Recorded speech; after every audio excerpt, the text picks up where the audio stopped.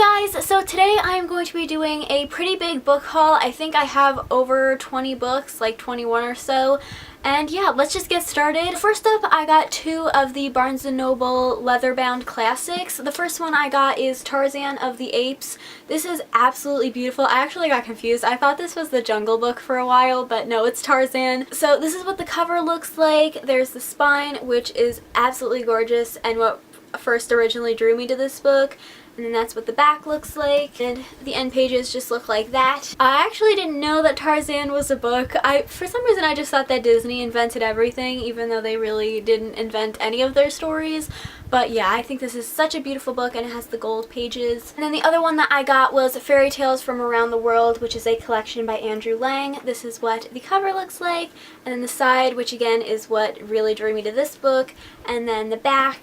And then the end pages look like that. They've got some lovely owls on there. Barnes & Noble is also having a sale on the Fall River classics. I think they had them on sale for like $7 or $8. So I had two of them. I had Grimm's Complete Fairy Tales and Penny Dreadfuls, which you guys have seen lots of other times on my channel. So this time around I picked up Great Horror Stories, which is just a collection of apparently great horror stories that I'm going to have to read soon. And then the other one that I picked up was Tales from the Arabian Nights, which this cover is just absolutely gorgeous. It also has these beautiful like chapter or story headers. This is just such a gorgeous book. And since we're on the topic of classics, I'll just show you the other two classics that I got this month, both of which I got from my library book sale for about $1 each.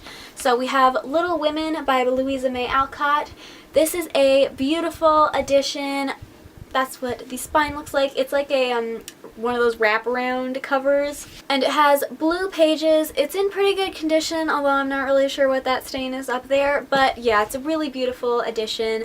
Still have never read Little Women, but now I think this is my second copy of it, so I should probably get around to reading that. And then I found The Woman in White by Wilkie Collins, which this is in one of the like penguin cloth bound classic editions. This one is not in as great condition because it is cloth bound, so they can get like stuff stuck to them a little bit more easily, so it does have some unknown things on it. I don't know, but it's really not that bad. And I've actually never heard of this classic before. Like, maybe I've been living under a rock, but I've never heard of it before. But it sounds like The Woman in Black, so that's like what I'm relating it to, and I'm assuming it's gonna be like a scary story. I'm not sure. Let me know in the comments. Now, the next 6 books I have to show you are all in the same series, and I got them all from Book Depository. And I am very sad about these books. As you guys know, my favorite series is The Last Dragon Chronicles back there, all those dragon books, and I own all of them in paperback except for the last one, which I own in hardcover, so I wanted to collect the whole series in hardcover, but they are like really, you can't find them in stores anymore. I really don't know where to get them, and apparently you can't find them online either, because when I purchased them from Book Depository, I got them in like 3 or 4 different editions. Well, 3 of them looked like this, where they have the cover just printed directly on the book, and the book is also very tiny. These are the like turtle something editions. They're like for schools or libraries. So yeah, this is not the edition that I was hoping for. And then the other 3 came like this, which again, these are technically 2 different editions because this one has the number book printed on the bottom, which is the same as the edition of the 7th book that I have, but these 2 don't have the numbers printed on them. So yeah, needless to say, I'm pretty upset about them because now I have 6 books in a series and they look like this. They clearly do not match, but what can you do? I guess that's why you should always read the fine print. Now on to the other books that I picked up over the past 2 months.